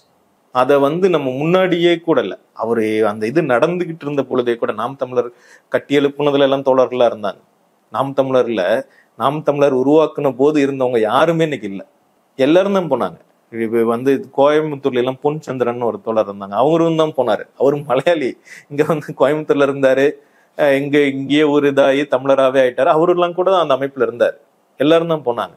எல்லாரும் போய் அங்க ஒரு டாக்டர் ஒருத்தர் இருந்தார், செந்தில்னு நினைக்கிறேன், அவங்க உட்பட எல்லாரும் தான் வந்து நாம் தமிழருக்கு போனாங்க. ஒரு தரப்பு எல்லாரும் போயிட்டு கொஞ்ச நாள் எல்லாரும் வெளியில வந்தாங்க, இன்னொரு தரப்பு உள்ள போனாங்க, இன்னொரு தரப்பு அவங்களும் வெளியில வந்தாங்க. இப்ப என்ன ராஜீவ்காந்தி கல்யாண சுந்தரம் எல்லாம் வெளியில வந்தாங்களே, அது போல வந்து ஒவ்வொரு முறையும் நாம் தமிழர் இருந்து கணிசமான பேர் வெளியேறாங்க. அப்படி வெளியேறினதுனால நாம் தமிழர் இல்லாம போயிட்டுதுன்னு நினைக்கிறீங்களா? இந்த காலகட்டத்துலதான் அவங்க இவ்வளவு பெரிய பேச்சை இன்னும் இன்னும் இன்னும் இன்னும் அதிகப்படுத்தி ஒரு பயங்கர இனவாதமான பேச்சை வந்து அவர் பேசின அரசியல், அவர் சொன்ன கதைகள் இதெல்லாம் கண் முன்னாடி தானே இருக்கு. நம்ம கண் முன்னாடியே நம்ம பார்த்து நமக்கு சிரிப்பா இருந்தது, சில வேலைகள்ல பயங்கர ஜோக்கா இருக்குது அப்படின்னு இருந்து சிரிச்சுட்டு போனோம். இப்ப ஏறக்குறைய வந்து இந்த 5-6 ஆண்டுகள்ல அவர் பேசின பேச்சு, இந்த 10 ஆண்டுகள்ல அவர் பேசின எல்லா பேச்சையும் வச்சுக்கிட்டு நையாண்டி பண்ணியிருக்கோம். இவ்வளவு கேவலமா பேசிட்டு இருக்காரு, இவ்வளவு இதா பேசிட்டு இருக்காரு, நையாண்டி பண்ணியிருக்கோம், எல்லாமே பண்ணியிருக்கோம். ஆனா வந்து அவருக்கு பாருங்க நீங்க என்ன நடந்திருக்கு. இந்த ஒரு தேர்தலில் அவர் அதிமுகவை ஆதரிச்சாரு, அதுக்கு பிறகு வந்து 2016 தொடங்கி 2014, 16 இதுல எல்லாம் என்ன நடந்திருக்கு. எல்லா தேர்தலையும் நீங்க கடைசியா வந்து இவ்வளவு இதாகும் பொழுது அந்த அரசியலை பார்க்க கூடாதுன்றீங்களா? ஆமா, சீமான் வந்து ஒரு ஜோக் கிடையாது. இல்ல எல்லாரும் சொன்னா ஒரு கோமாளி வந்து வேஷங்க பைத்தியக்காரனை சுத்தி ஒரு 4 பேரு இப்படி சொல்லுவாங்களா, அந்த மாதிரி ஒரு கோமாளித்தனம் காட்டுறாரு. எப்பயுமே பார்க்கக்கூடிய ஒன்றும் தெரியாத நபர்கள் வந்து பாக்குறாங்க, அல்லது ஃபர்ஸ்ட் டைம் ஓட்டர்ஸ் வந்து சீமானை தேர்வு பண்றாங்க. அதிமுக பிடிக்காதவங்க சீமானை தேர்வு பண்றாங்கன்றதான் எல்லாருடைய வாதமாகவும் இருக்கு. சீமானுக்காக ஒரு ஓட் பேங்க்ன்றது இல்லை. இப்ப விஜய் வந்துட்டாரு, இப்பெல்லாம் விஜய்கிட்ட போயிடுவாங்க, அவ்வளவுதான் அது அப்படின்றத சொல்றாங்க. எனக்கு அப்படி தோணல. இந்த முறையும் கூட இப்ப அப்படி கூட சில தோழர்கள் சொல்றாங்க, இது எழுதுறாங்க. எனக்கு அப்படி தோணல. வந்துட்டு ஏன்னு சொன்னா வந்துட்டு முதல்ல அவர் மட்டும்தான் அவர் கட்சிக்காரர், மற்ற யாருமே அவர் கட்சியில முகம்னு ஒண்ணு இல்லை. அப்படி 2 முகங்கள் இருந்தது, அந்த 2 முகங்களையுமே அவர் வெளியில அனுப்பிட்டார். அவர் மட்டும்தான் அவருடைய கட்சி முகம், மற்ற யாருமே அவருடைய முகம் கிடையாது. எப்படி மோடி மட்டும்தான் பாஜகவோ அப்படிதான் வந்து அவங்க இருக்கிற வரைக்கும் அவங்க மட்டும்தான் முகமா இருக்க முடியும். வந்துட்டு வேற யாரும் இருக்க முடியாது. ரைட் விங் பார்ட்டில ஒரே ஒரு ஒன் மேன் ஆர்மியா வந்து அவங்க மற்ற எல்லாரையும் அவங்களுக்குள்ளார வச்சு இது பண்ணுவாங்க. 2வது நம்ம அவங்க பேச்சுக்களோட என்கேஜ் பண்றோம். அவங்க இப்பயே நீங்க இப்ப சமீப காலங்கள்லயே எப்படி என்கேஜ் பண்றோம்னு சொன்னா, இப்ப அவர் பெரியாரை பற்றி ஒரு பொய்யை சொல்றாரு, நம்ம என்ன பண்றோம், இல்ல இது உண்மை இல்லை, இதுதான் உண்மை அப்படின்னு உண்மைன்னு நம்ம எடுத்துக்கொண்டு போய் ஒன்ன சொல்றோம். நீங்க உண்மைன்னு ஒன்ன சொல்றீங்கல்ல, அது சொல்றத விட அவருக்கு வந்து அவர் பேசக்கூடிய பொய்கள் இருக்குல்ல, அது அதை விட ஆயிரக்கணக்கான பேர்களுக்கு போய் சேருது. நீங்க உண்மைன்னு சொல்ற ஒண்ணு எல்லாம் அவ்வளவு பேருக்கு எல்லாம் ஒன்றும் போய் சேரதில்ல. 2வது அது புரிஞ்சுக்கிறதுக்கு ரொம்ப கஷ்டமா இருக்குது. நீங்க படிச்சு அது இதுன்னு சொல்றீங்க. இங்க பாரு விளக்கமா சொல்லியா கொடுத்துட்றீங்க. நீ இப்ப சொல்லு வந்து காளிகள்னு இந்திய எதிர்ப்பு போராட்டத்துல ஈடுபட்டோம் காளிகள்னு சொன்னாரா இல்லையா அப்படின்னு சொன்னீங்கன்னா இல்ல அப்படி சொன்னாரு. ஆனா நீங்க வந்து அதை அப்படி புரிஞ்சுக்க கூடாது, இது இப்படிதான் புரிஞ்சுக்கிடணும் அப்படின்னு சொல்லி நம்ம என்கேஜ் பண்றோம். சரிங்களா? இப்ப கடைசியா நடந்த இதுல வந்து என்கேஜே பண்ணாம இருந்தா அட்லீஸ்ட் நம்ம சொல்ல ட்ரை பண்ணாலும் 2 பேர்ட்ட போவோம். என்கேஜே பண்ணலாம் இன்னும் 1000 பேர். அதுல ஒரு பிரச்சனை இருக்கு. சரிங்களா? எப்பயுமே ரைட் விங் பாலிடிக்ஸை வந்து என்கேஜ் பண்ணும் பொழுது வந்து நீங்க அவங்களோட உரையாட தொடங்குறீங்களா, அது வந்து பிரச்சனை. நீங்க உரையாடக்கூடாது, ஆனா அவங்களை அம்பலப்படுத்தணும். இப்ப நம்ம என்ன சொல்லியிருக்கிறோம்னா, முதல்ல எடுத்த உடனே வந்து இப்போ பெரியாரை பற்றி இப்படி வாய்க்கு வந்ததை ஒன்னு பேசினார் தோழர் வந்து ராமகிருஷ்ணன் தோழர். கோயம்புத்தூர்ல இருந்து அன்னைக்கே உடனே கிளம்பி வந்து எங்க ஆதாரம் வச்சிருக்க, ஆதாரத்தை காட்டு அப்படின்னு அங்கிருந்து கிளம்பி வந்து கேட்கறன்னு வந்தார். ரைட். இப்ப நீங்க நியாயமா யோசனை பண்ணி பாருங்க, நம்ம தரப்புல இருந்து யோசிக்காதீங்க, ஒரு பொதுஜன தரப்புல இருந்து யோசனை பண்ணி பாருங்க. ஆதாரம் எங்க இருக்குதுன்னு ஒரு பெரியார் இயக்க தோழர், அதுவும் ஒரு தலைவர் கேட்கிறாரு அப்படின்னா ஒருவேளை ஆதாரம் இருக்குமோ அப்படிங்கறதுன்னு அதுக்கு பொருள். ஆதாரத்தை கொடு அப்படின்னு. ஆதாரமே இல்லைன்னு சொல்றது தானே உங்க முதல் வேலையாரு. இது வந்து அபத்தமான பேச்சு, பொய்யான பேச்சு, அவதூறு பேச்சு. இதுக்கு ஆதாரம் எதுவும் கிடையாது. முதல்ல இதுக்கு மன்னிப்பு கேளு அப்படிங்கிறது தானே முதல் இதா இருந்திருக்கணும். ஆனா நம்ம கேட்டது என்ன கேட்டோம்? ஆதாரம் காமி அப்படின்னு கேட்டோம். ரெண்டாவது என்ன சொன்னோம்? என் கூட விவாதத்துக்கு வரையா. அவன் வந்து அந்த ஆள் என்ன சொல்றான், உங்க கூட எல்லாம் விவாதிக்கிறது நீ எல்லாம் பொருட்டு கிடையாது, நீ எங்க கிட்ட இருந்து சில்வண்டு பயில அனுப்புவோம், நேரா வந்து ஆசிரியரை வர சொல்லு, ஸ்டாலினை வர சொல்லு, நாங்க அங்க பேசுறோம். இதுதான் என்கேஜ் பண்றது. இங்க அவங்க விவாதிக்கிறதுக்கும் ஒன்றும் தயாரா இல்லை, அவங்க பேசுறதுக்கும் தயாரா இல்லை. பேச்சே வந்து அவங்கள பொறுத்த வரைக்கும் இப்ப இதுல வந்து பிரஸ் மீட்ல பேசிட்டு இருக்காருல்ல, இப்ப ஒரு நிருபர் கேள்வி கேட்டா அவர்கிட்டயே எதிர்த்து இன்னொரு கேள்வி கேட்கிறாரு இல்லையா. அவர் கேள்வியை கேட்கல, நிருபர் வந்து அவருக்கு தோணக்கூடிய கேள்வி. பப்ளிக் டொமைன்ல இப்படி ஒரு கொஸ்டின் ரைஸ் ஆயிருக்கீங்கயா, நீங்க என்ன பதில் சொல்றீங்க அப்படின்னு சொன்னா அதுக்கு அவர் தானே பதில் சொல்லணும். ஆனா திரும்ப நிருபர்கிட்ட கேள்வி கேட்டுட்டு இதுதான் அப்படின்னு சொல்லிட்டு இருக்கிறாரு. அவரோட பிரச்சனை வந்து ஒன் வே டைலாக் தான், ஒன் மேன் ஆர்மி தான். அதை வந்து நீங்க என்கேஜ் பண்ண இது வளர்ந்துகிட்டே தான் போகும். இந்த பேச்சு வந்து அதிகரிச்சுக்கிட்டே தான் போகும். முந்தா நாள் அவர் சொன்ன பொய் இருக்குதுல்ல, அதை மறந்துடுவீங்க. இன்னைக்கு புதுசா ஒரு பொய் சொல்லுவார், அதை பிடிச்சிட்டு 2 நாள் பேச வேண்டியதா இருக்கு. அதுக்கப்புறம் இன்னொரு பொய் சொல்லுவார். ஆனா இந்த பொய் சொன்னது எல்லாம் இருக்குது இல்ல, இந்த பொய்கள் எல்லாம் சேர்ந்து வந்து ஒரு நம்பிக்கையை, ஆழமான நம்பிக்கையை வந்து விதைச்சிரும். கடைசியா வந்து எங்க முடியும் அப்படின்னு சொன்னா, இப்ப சமீபத்துல ஒரு பையன் வந்து பேசுற ஒரு வீடியோ ஒண்ணு வந்து சோசியல் மீடியாலாம் சுத்தல, பிரபாரனே வந்து சொன்னாலும் படம் எடுக்கலன்னு சொன்னாலும் நாங்க நம்ப மாட்டோம், இதுதான் நாம் தமிழர் தம்பிகள் அப்படின்னு சொன்னார்ல, அதுதான் நடக்கும். இப்படிதான் வந்து வலதுசாரிகள் பிஜேபி எடுத்துங்க எப்படி வந்து இப்படியான ஒரு அரசியல் கட்சியா மாறினாங்க. இல்ல எப்படி வளர்ந்தா என்ன பெர்ஸ்பெக்டிவ் என்ன நீங்க நினைக்கிறீங்க? இப்ப சீமான் வளர்ந்ததுக்கு தமிழ் சமூகம் தான் காரணம், பெரியாரிஸ்டுகளோ வாய்ப்பு கொடுத்துட்டாங்க, மேடை அமைச்சு கொடுத்துட்டாங்க அப்படின்றது காரணம் கிடையாது, ஒட்டுமொத்த தமிழ் சமூகம் தான் சொன்னீங்க. இப்போ இவர் பேச விட்டு அமைதியா கடந்து போனது, ஸ்டார்டிங்லேயே ஒரு அமலப்படுத்தாம விட்டதுதான் இவ்வளவு பெரிய அவருடைய அநாகரிகமான பேச்சுக்கு காரணமா என்ன உங்களுடைய பெர்ஸ்பெக்டிவ்? இல்ல, ரைட் விங் பாலிடிக்ஸை வந்து நம்ம எதிர்கொள்றதுல 2 முறை இருக்கு. ஒண்ணு, நமக்கு ஸ்ட்ரென்த் இருந்ததுன்னா ஸ்ட்ரீட் பாலிடிக்ஸ் தான். களத்தில் நீங்க நேருக்கு நேரா சந்திக்கணும், வீதிகளில் போய் சந்திக்கணும். நீ சொன்னது தப்புன்னு ஒத்துக்கிறையா இல்ல விழட்டுமா அப்படின்னு கேட்டாதான், அடி விழணுமா அப்படின்னு கேட்டாதான் அவன் வந்து தான் சொன்னது பொய், நான் இனிமே இதை செய்ய மாட்டேன் அப்படின்னு ஒத்துக்குவான். நீங்க வந்து மென்மையா போய் ஐயா நீங்க இப்படி எல்லாம் பேசக்கூடாது, ஆதாரம் கொடுங்க அப்படின்னு சொன்னா நீ போய் முதல்ல ஆதாரத்தை எடுத்துக்கிட்டு வா அப்படின்னு தான் சொல்லுவாங்க. இது ஒரு வழி. இதுக்கு வலு இருந்தது அப்படின்னு சொன்னா அதை நம்ம நேரா செய்யலாம். ஏன்னா ஏற்கனவே நான் முன்னாடியே சொன்ன மாதிரி வந்து முன்னாடி ஒரு நேர்காணலையும் சொன்ன மாதிரி விசிக தோழர்கள் ஒரு முறை அந்த மாதிரியான பிரச்சனைகளை நேரா போய் திருமாவளவன் பற்றி அவர் பேசினதுக்கு கடுமையா இது பண்ண பிறகுதான் அதுல இருந்து நாம் தமிழர்கள் வந்து அண்ணன் அப்படிங்கிறதுல இருந்து நிப்பாட்டிக்கிட்டாங்க. வைகோவை பற்றி அப்படி பேசினாங்க. மதிமுக தோழர்கள் நேருக்கு நேராக போய் பல நாம் தமிழர் அந்த மாதிரி வீடியோ போட்டவங்க எல்லாம் இது பண்ண பிறகுதான், பிரச்சனையான பிறகுதான் அப்படி பேசுறத முதல்ல அவங்க நிப்பாட்டினாங்க. யாரும் வந்து இதை கேட்க மாட்டாங்க அப்படின்னு தோணுச்சுன்னா அவங்க பாட்டுக்கு வந்து என்னென்ன கதைகள் சொல்லணுமோ அத்தனை கதைகளையும் சொல்லிக்கிட்டே போவாங்க. இதுக்கு வலு இருந்ததுன்னா நேரா நம்ம அதை செய்யலாம் வந்துட்டு. இல்ல, இதுல வந்து ஒரு மாற்று கருத்து இருக்கு. கருத்தை வந்து கருத்தாக தான் எதிர்கொள்ளணும். வால்டர் ரூசோலாம் கோட் பண்ணி சொல்றாங்க, உன்னோட கருத்துரிமைக்காக என்னுடைய உயிரையும் கொடுத்து நான் உன்னுடைய கருத்துரிமையை காப்பாத்துவேன், அதுதான ஜனநாயகமா இருக்கணும். இப்போ சீமான் வீட்டுக்கு முன்னாடி போராட்டம் பண்ணதே அநாகரிகம்னு மணி மாதிரியான பத்திரிகையாளர்கள்லாம் சொல்றாங்க. ரொம்ப சிறப்பான கருத்து தான். நீங்க வந்து அவர் என்ன கருத்துரிமைக்காக போராடிட்டு இருக்காரு தெரியுங்களா? உங்களுடைய குரல் வலையை நெரிப்பதுதான் என்னுடைய கருத்துரிமை அப்படின்னு சொல்லிட்டு இருக்காரு. சீமான் பேசுறது எல்லாமே உங்களை எல்லாம் பச்சை மட்டையில் அடிக்கணும், அதுதான் என்னுடைய உரிமை, உங்களை எல்லாம் இப்படி நான் வந்து இது பண்ண போறேன், நான் சொல்றதெல்லாம் நீ நம்பணும், நீ அப்பதான் நீ தமிழன், இல்லைன்னா தமிழன் இல்லை அப்படின்னு பேசிட்டு இருக்காரு. உங்களை வந்து அழிப்பதுதான் என்னுடைய கொள்கை, இந்த ஜனநாயகமே இருக்கிறதே ஒரு அபத்தமான ஒண்ணுன்னு பேசிக்கிட்டு இருக்கிற ஒருத்தனுடைய உரிமைக்காக நீங்க நிக்கிறதுல என்ன அர்த்தம் இருக்கும்? பச்சையா பொய். இப்ப மணி கூட சொல்றாரு, ஆமாங்க அதெல்லாம் பொய், அது தப்பு, அப்பயே வந்து பேசுனது வந்து தப்பு, நான் அப்பயே சொல்லியிருக்கேன், அவர் சொன்னது தப்பு. ஆனா அவரோட இன்டர்வியூக்கு தலைப்புல எதுவும் அந்த மாதிரி வைக்கல, அது வேற ஒரு தம்ப்லைன்ல வச்சு ஓட்டிட்டு இருக்காங்க. அப்படி தப்புன்னு தெரிஞ்ச மணி ஒரு முறையாவது இதுக்கு வந்து அப்பட்டமா நீங்க வந்து மன்னிப்பு கேளுங்க அப்படின்னு சொல்லியிருக்காரு? அப்படி எதுவும் சொல்லலையே. அவங்க இப்ப சமஸ் வந்து ஒரு தத்துவார்த்தமான விளக்கம் சொல்றாரு, இப்படிதாங்க எப்படியா இருந்தாலும் தமிழ் தேசியம் இப்ப நேருக்கு நேரா திராவிடத்தை எதிர்கொள்ளுதா, இப்படிதாங்க ஏதாவது ஒண்ணு பேசுவாங்க அப்படின்னு வந்து நைச்சியமா பேசிட்டு இருக்காரு. இவங்களுக்கு பத்திரிகையாளர்கள் அப்படிங்கிறவங்க எல்லாம் என்ன நினைக்கிறாங்கன்னு சொன்னா, இதெல்லாம் சும்மா ஒரு அரசியல் போராட்டம், அரசியல் கருத்து பரிமாற்றங்கள், அரசியல்ல இப்படி எல்லாம் போய் ஏமாற்றுக்கள் இதெல்லாம் இருக்கிறது சகஜம் அப்படின்னு நினைச்சிட்டு இருக்காங்க. அவர் வந்து கடந்த முறை வந்து இதே சட்டமன்ற தேர்தலின் பொழுது ஈரோடு மற்ற பகுதிகளில் அவர் பேசினதை பேசினதை எடுத்துக்குங்க, நாடாளுமன்ற தேர்தலின் பொழுது கூட அவர் பேசின பேச்சுக்கள் எடுத்துக்குங்க. இது வந்து இங்க எல்லாம் இந்திக்காரங்களாம் வந்துட்டான், அவனெல்லாம் நான் இப்படி பண்ணுவேன் அப்படி பண்ணுவேன், இந்த நஞ்ச ஊட்டக்கூடிய மனதுல நஞ்ச ஊட்டிடுறீங்கன்னு வச்சுக்கங்களேன், அது வந்து ஏதோ ஒருத்தர் இப்ப படிச்சவங்ககிட்ட எல்லா ஜனங்ககிட்டையும் நம்ம நஞ்ச ஊட்டிடுறோம். நமக்கு ஒரே பிரச்சனை வந்து இந்திக்காரன் மட்டும்தான், இந்திக்காரன் அடிச்சு விரட்டிட்டோம்னா பிரச்சனை எல்லாம் முடிஞ்சிடும் அப்படின்னு ஒரு 10 மனிதர்களுக்கு 10 ஊர், அது ஒரு இடத்துல வயலன்ஸா மாறும். நீங்க நிறைய இடத்துல பார்த்திருப்பீங்க இந்திக்காரங்களை எவ்வளவு மோசமா நடத்துறாங்க. அவனும் நம்மள மாதிரி மனுஷன், ஏதோ வேலைக்கு நான் வந்து காலையிலங்காட்டி கடந்த வாரத்துல ஒரு முறை திருவள்ளிக்கணி ஒரு பஸ் ஸ்டாப்ல அவன் வந்து ஒரு பையன் வண்டி ஓட்டிட்டு வந்தான், வண்டி பிரேக் பிடிக்கல, அதனால ஒரு மோதிரம் மாதிரி போய் பஸ் ஸ்டாப்ல நின்றுட்டு இருக்கிற இடத்துல போய் முட்டி நிறுத்தினான். அதுக்கு வந்து ஒருத்தர் ஒரு ஆட்டோக்காரர் இறங்கிட்டு வந்து பட்டுன்னு அடிக்கிறாரு. அப்புறம் சுத்தி இருக்கிறவங்க 4 பேரை சேர்ந்து வந்து சமாதானம் பண்ணி, அடிக்காதீங்கப்பா, எதா இருந்தாலும் போலீஸ் கிட்ட பிடிச்சு கொடுக்கணும், இது பண்ணணும், ஏன் போய் அடிக்கிறீங்க, நீங்க அடிக்கிறது தப்பு அப்படின்னு 4 பேர் தடுத்து நிப்பாட்டுறாங்க. 4 பேர் அடிக்கிறது தான் சரின்னு சொல்றாங்க. நீங்க ஒரு இடத்துல வயலன்ஸ், நம்ம ஊர் பையன் அப்படி ஒருத்தன் பண்ணியிருந்தா நீங்க அப்படியே நடந்துக்குவீங்க? அவன் தெரிஞ்சா பண்ண, அவன் பிரேக் பிடிக்கல, வண்டி இது பண்ண முடியல, கண்ட்ரோல் பண்ண முடியல, ஒரு இடத்துல முட்டி நிப்பாட்டுறான்.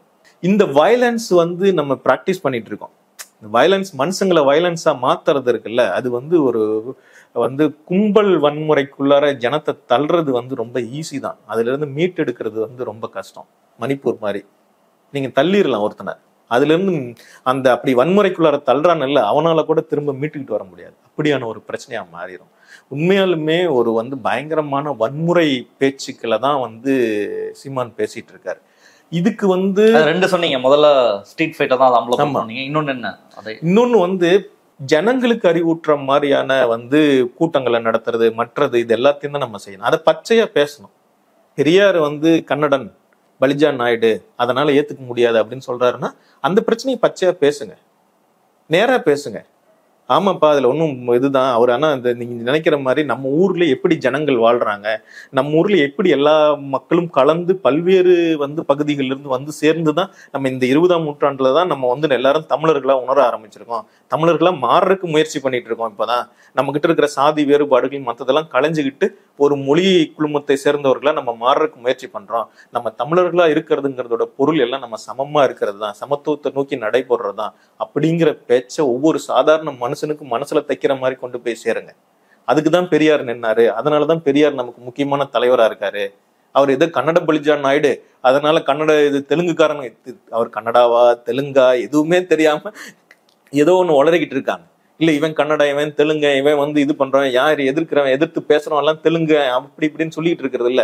அதனால நம்மளை ஏதோ சதி பண்றதுக்கு முயற்சி பண்றான் அப்படிங்கிற ஒரு சைக்கை உருவாக்குறதுல, ஒரு மனப்பாங்கை உருவாக்குறது இருக்கு இல்லையா, இப்படி யோசிக்கிறதுல ஒரு பெரிய பிரச்சனை இருக்குதுங்கிறதே எல்லா பொதுமக்களுக்கும் கொண்டு போய் சேருங்க. அது ஒரு சின்ன கூட்டம், இன்னைக்கு வந்து 30 லட்சம் பேரா இருப்பாங்க. 8 கோடி பேர்ல 30 லட்சம் பேர் ஒன்றும் பெரிய கணக்கெல்லாம் ஒன்றும் கிடையாது. இல்ல 6 கோடி பேர் இப்போ வாக்களிக்கிறவங்க 6-7 கோடி பேர் இருக்காங்கன்னா 30 லட்சம் பேர் பெரிய நம்பர்ஸ் எல்லாம் இல்லைன்னு நினைச்சிட்டு இருக்கலாம். ஆனா அந்த நம்பர்ஸ் வந்து இன்க்ரீஸ் ஆகும்போது இன்னும் பெரிய பிரச்சனை. இந்த நம்பர்ஸே பெரிய பிரச்சனை, இந்த நம்பர்ஸ் இன்னும் இன்க்ரீஸ் ஆகும்போது இன்னும் பெரிய பிரச்சனை. 10 லட்சத்துல ஒரு 15 லட்சமா சீமானுடைய பேச்சுக்கு ஓட்டு போட்டிருப்பாங்க. கண்டிப்பா இந்த ஒரு அபத்தமான பேச்சை கேட்டு ஓட்டு போடுறாங்கல்ல. நீங்க பெரியார பேசுனதுக்கு தோழர்கள் கோச்சுக்கிறாங்க, ரைட்.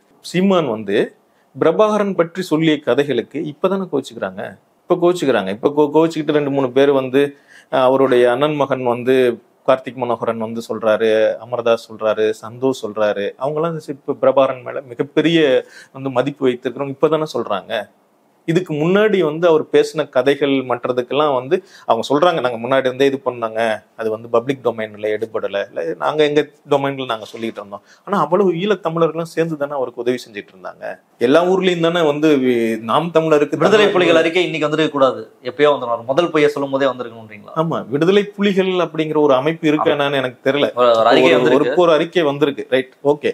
ஆனா விடுதலை புலிகள் சொல்றாங்களோ இல்லையா, விடுதலை புலிகளை ஆதரித்த அமைப்புகள் இருக்காங்கல்ல, அவங்க வந்து அதை சொல்லியிருக்கணும். ஒண்ணு. ரெண்டாவது வந்து பிரபாகரன் அவர்கள் வந்து கொல்லப்பட்டிருந்தாருன்னா அதை வெளிப்படையா அவங்க சொல்லணும். அவருக்கு வந்து அவ்வளவு பெரிய இயக்கத்துக்கும் அவ்வளவு பெரிய தலைவருக்கும் ஒரு நினைவு நாளை கூட நடத்துவதற்கு வக்கற்றவர்களா நம்ம இருந்துட்டு இருக்கோம். சும்மா வந்து பேசிட்டு இருக்கோம் இல்லையே. உண்மையாகவே அந்த நாட்டு மக்கள் இப்ப கடைசி தேர்தலில் கூட, இலங்கை தேர்தல், அதிபர் தேர்தலில் கூட காணாமல் அடிக்கப்பட்டவர்களை பத்தி நீங்க என்ன சொல்ல போறீங்க? கைது செய்யப்பட்ட போராளிகள் வந்து வந்து சான்று கொடுக்கப்படாம கைது செய்யப்பட்டவங்க சிறையில் இருக்காங்களா, வெளியில இருக்காங்களா, என்ன பண்ணிட்டு இருக்கீங்க அப்படின்லாம் கேட்டபோது, அந்த தேர்தலுக்கு இந்த தேர்தலில் பொழுது கூட வந்து நாங்க வந்து அவருக்கு இறப்பு சான்றிதழ் தரோம் அப்படின்லாம் ராஜபக்சே அவங்க குடும்பத்தை சேர்ந்தவங்க எல்லாம் பேசினாங்க. அதுக்கு முன்னாடியும் பேசியிருக்காங்க. அதுக்கெல்லாம் எதிராக தான் கிளம்பி இன்னைக்கு வந்து வேறொரு கட்சிக்கு ஓட்டு போட்டிருக்காங்க. அறக்கலைய போராட்டம், அந்த போராட்ட களம் ஒன்று நடந்தது, இது பண்ணுச்சு, சிங்கள மக்கள் இவ எல்லார் மத்தியில இருந்தும் ஒரு பேச்சு வந்து சேர்ந்துச்சு. ஆனா நம்ம மத்தியில இருந்து நம்ம அதுல இருந்து விடுபட்டு வந்த மாதிரியே தெரியலையே. நம்ம வந்து போருக்கு பின்னாடியான அரசியல்ல, நம்ம செஞ்ச அரசியல்ல இலங்கையில வாழக்கூடிய தமிழ் மக்களுக்கும் எந்த பிரயோஜனமும் இல்லை, நமக்கும் எந்த பிரயோஜனமும் இல்லை. அது கடைசியில சீமானுக்கு மட்டும்தான் பிரயோஜனமா இருக்கு. அந்த அரசியல் வந்து அவ்வளவு யோக்கியமானதோ நாணயமானதாகவே இல்லை. அதுதான் சிக்கல். ரைட் விங் பாலிடிக்ஸா முதல்லயே கண்டறியணும், களை எடுக்கணும் அப்படின்றதுதான். ஆமா, அது எவ்வளவு தூரம் நீங்க வந்து அந்த பாலிடிக்ஸை வந்து எவ்வளவு தூரம் நீங்க ஒரு மூலையில அடக்கி ஒடுக்கி வைக்கிறீங்களோ அவ்வளவு தூரம் தான் இந்த ஸ்பேஸ் வந்து டெமோக்ராட்டிக் ஸ்பேஸா இருக்கும். அவ்வளவு தூரம் தான் மக்களுடைய பிரச்சனைகளை பத்தி பேசக்கூடிய களமா இருக்கும். இன்னைக்கு வந்து பல்கலைக்கழக மானிய குழு ஒரு புதுசா வந்து இந்த மாதம் முழுக்க அது ஒரு பிரச்சனை. தமிழ்நாடு சட்டமன்றத்தில் ஒரு தீர்மானம் நிறைவேற்றி ஒன்றிய அரசுக்கு அனுப்புனாங்க. ஒன்றிய கல்வி அமைச்சருக்கு ஒரு கடிதம் எழுதினாங்க முதலமைச்சர்.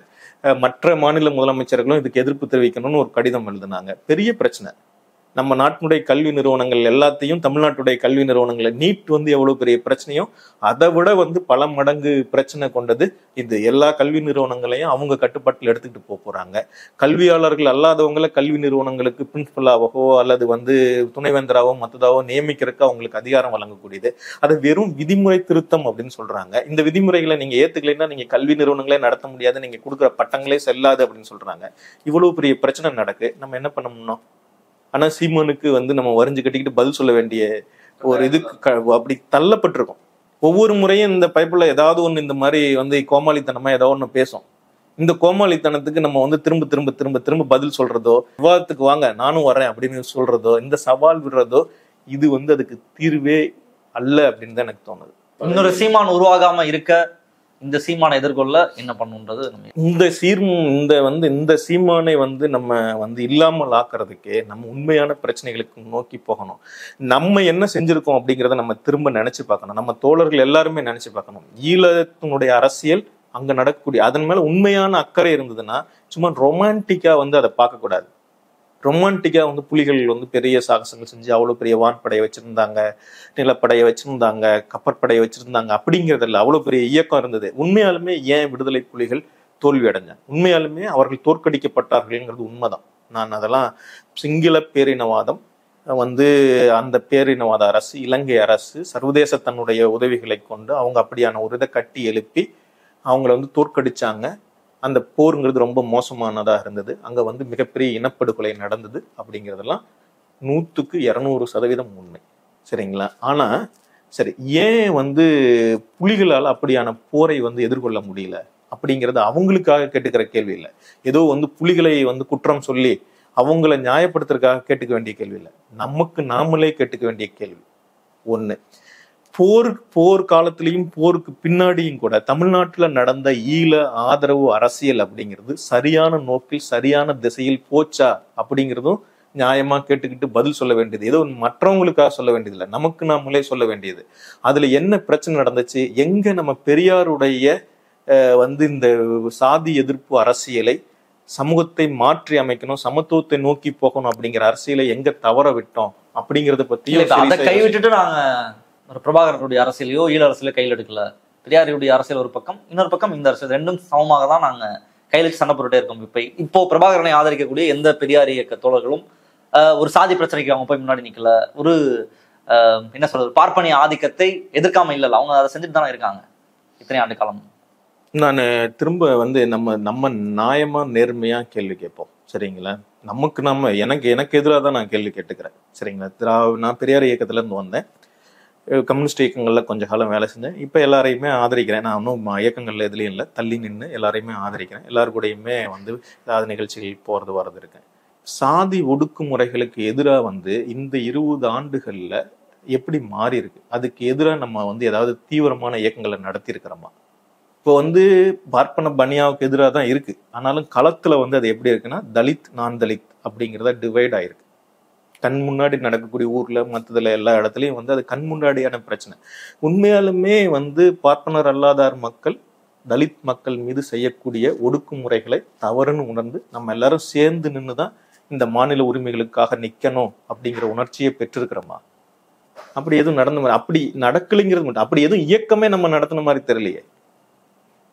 அப்படி சீரியஸான ஏதாவது ஒரு பிரச்சனை வந்ததுன்னா அந்த பிரச்சனையை ஒட்டி இயக்கங்கள் நடத்துறோம். இப்போ ஒரு இளவரசன் கொலை நடக்குது, அதுக்கு எதிராக ஒரு இயக்கம் நடத்துறோம். கோகுல்ராஜ் கொலை, இதுக்கு எதிராக ஒரு இயக்கம் நடத்துறோம். மற்றதெல்லாம் நடத்துறோம், அதெல்லாம் நான் இல்லைன்னு சொல்லல.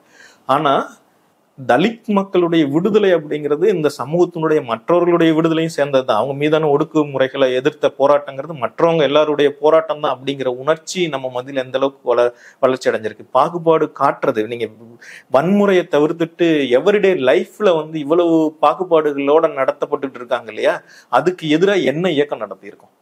நம்ம அதை விட்டுட்டு தானே இதை பேசிட்டு இருக்கோம். இதை பேசுறதெல்லாம் சொல்லல, சரிங்களா? நீங்க சார்ஜா வைக்கிறீங்க, இதை அதை விட்டுட்டு தான். நான் கண் முன்னாடி தான் நடந்துட்டு இருக்கு. சார்ஜெல்லாம் இல்ல, என் தோழர்கள்ட்ட நீங்க போய் பேசி பாருங்க. நான் இதெல்லாம் குற்றப்படுத்துறது இல்லை, குற்றம் சாட்டணுங்கிறதுக்காக சொல்ல. இது எல்லாருமே செய்யுது. எல்லாருமே கம்யூனிஸ்ட் இயக்கங்கள், புரட்சிகர கம்யூனிஸ்ட் இயக்கங்கள், மற்றவங்க எல்லாருமே வேற வேற சூழல்ல இருந்து வேற வேற அவங்களுடைய அரசியல் போராட்டங்கள்ல இருந்து தீண்டாமையோட விடுதலை முன்னணி இதெல்லாம் கட்டியிருக்காங்க, இதெல்லாம் நடந்திருக்கு. அவங்களால முடிஞ்சதெல்லாம் செய்யறாங்க, அதெல்லாம் செய்யறாங்க. ஆனா இந்த ஒட்டுமொத்தமான பிரச்சனைகளை கவனத்துல எடுக்கிறதுல இது பண்றதுல நம்மளால என்ன செய்ய முடிஞ்சிருக்கு அப்படிங்கிறது ரெண்டாவது, நம்ம முன்னாடி இருந்ததோட மாறி இருக்கும். இந்த முன்னாடி இருந்த மாதிரி இல்லை. இப்ப கடந்த 30 ஆண்டுகள்ல 40 ஆண்டுகள்ல திராவிட இயக்கங்களோட ஆட்சியில நம்ம வேறொரு சூழலுக்கு மாறி இருக்கோம். இப்ப 2 பேர்ல ஒருத்தர் உயர்கல்வியை போய் அடைஞ்சிருக்காங்க. நம்மோட கல்வியும் சரி, பள்ளி கல்வியும் சரி, உயர்கல்வியும் சரி, இதெல்லாம் மாறி இருக்கு. சமூகத்தோட ஆஸ்பிரேஷன்ஸ் இன்னொன்னா மாறி இருக்கு. வேலை வாய்ப்பு, வாழ்க்கை நிலை, தரம், இதை பற்றிலாம் இன்னொன்னா மாறி இருக்கு. அதை பற்றிய ஆர்டிகுலேட் பண்ணிக்க முடிஞ்சது இருக்கா? அவங்க அந்த மாதிரியான கோரிக்கைகளை, மக்களுடைய விருப்பங்களை அவங்க எதை நோக்கி போயிட்டு இருக்காங்க, இந்த போயிட்டு இருக்கிறதுல சமத்துவத்தை நோக்கி நம்ம பயணம் செய்யறோமா அப்படிங்கிற கேள்விகளை உருவாக்கி எழுப்பிக்கிட்டு நம்மளால இயக்கங்களை கட்டி எழுப்பி இருக்க முடியுது? ஒண்ணுமே நடக்கலையே. நீட்டுக்கு எதிராக நீங்க கண் முன்னாடி இருக்க நீட் நம்முடைய மருத்துவ கட்டமைப்பையே அழிக்கக்கூடிய ஒன்று. அப்படிதான் அறிக்கை சொல்லுது. தமிழ்நாடு அரசாங்கம் அமைத்த நீதியரசருடைய அறிக்கை ஏகராஜன் நினைக்கிறேன், அவங்களோட அறிக்கை அதுதான் சொல்லுது. அது அவ்வளவு பெரிய பிரச்சனை. ஆனா அதை எதிர்த்து எவ்வளவு பெரிய வெகுஜன இயக்கம் நடந்திருக்கு. இத்தனை மாணவர்கள் தற்கொலை செஞ்சுட்டு இருக்காங்க. ஒரு இன்ஸ்டிடியூஷனல் மர்டர்ஸ், இவ்வளவு மாணவர்கள் ஒரு இன்ஸ்டிடியூஷனல் மர்டர் செய்யப்பட்டிருக்காங்க. அதுக்கு எதிராக ஒரு வெகுஜன இயக்கம் என்ன நடந்திருக்கு? இதுக்காக ஜல்லிக்கட்டுக்காக அவ்வளவு பெரிய மெரினாவே குலுங்குச்சு இல்ல? அது நம்ம பண்பாடு அது இதுன்னெல்லாம் சொன்னோம்ல. இது கண் முன்னாடி இருக்கிற பிரச்சனை. நம்முடைய மற்ற எல்லா மக்களுடைய மருத்துவ நல பிரச்சனை அத்தோட சேர்ந்து நம்முடைய மாநில உரிமை சம்பந்தமான பிரச்சனை, மருத்துவ கல்வி கனவு பத்தின பிரச்சனை. ஆனா இப்படி எல்லாம் இருக்கும்போது ஒருத்தன் எல்லாரும் டாக்டர் ஆயிட்டா நீங்க என்ன பண்ணுவீங்க, நீங்களே ஊசி போட்டு குத்தி குத்தி விளையாண்டுக்குவீங்களா அப்படின்னு பப்ளிக் டொமைன்ல பேசிட்டு போறானே. அவனை பார்த்து சிரிக்கிறோம், பைத்தியக்கார மாதிரி பேசுறான் அப்படின்னு வேணா நம்ம சொல்லலாம். ஆனா அதை பார்த்து சிரிச்சு கைத்தட்டி சூப்பர் தலைவரை நீங்க பயங்கரமா பேசிட்டீங்கன்னு 10 பேர் எத்த மாதிரி உட்காந்து கைத்தட்டிட்டு இருக்கானல்ல, 100 பேர் உட்காந்து கை தட்டுறான் அதை கேட்டுட்டு. அதுதான் சீமானுடைய வெற்றி. நம்ம படிச்சிருக்கோம், வளர்ந்துருக்கோம், இதெல்லாம் நடந்திருக்கனால நமக்கு அரசியல் அறிவு அதிகமா இருக்குதுன்னு இல்லை. ஒரு சாதாரண பிரச்சனைகளை புரிஞ்சுக்கிறதுல கூட நம்ம பின்தங்கி தான் இருக்கும்.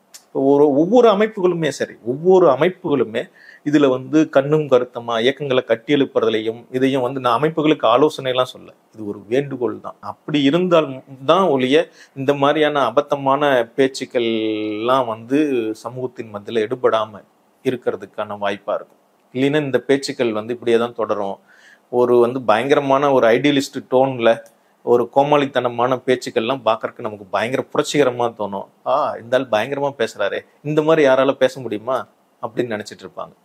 பல முக்கியமான விஷயங்களை முன் வச்சிருக்கீங்க. ரொம்ப குறிப்பாக ரைட் விங் பாலிடிக்ஸ் எப்படி வளருது அண்ட் அதை எப்படி நம்ம அடையாளம் காணணும், எந்த அரசியலை நம்ம கையில தூக்கி பிடிக்கிறோம், எந்த அரசியலை நம்ம விடுறோம் அப்படின்ற பாயிண்ட் டச் பண்ணியிருக்கீங்க. மக்கள் பார்த்து என்ன சொல்றான்னு பார்ப்போம். இந்த நிகழ்ச்சிக்கானது உங்களுடைய கருத்தில் மிக்கிறோம்.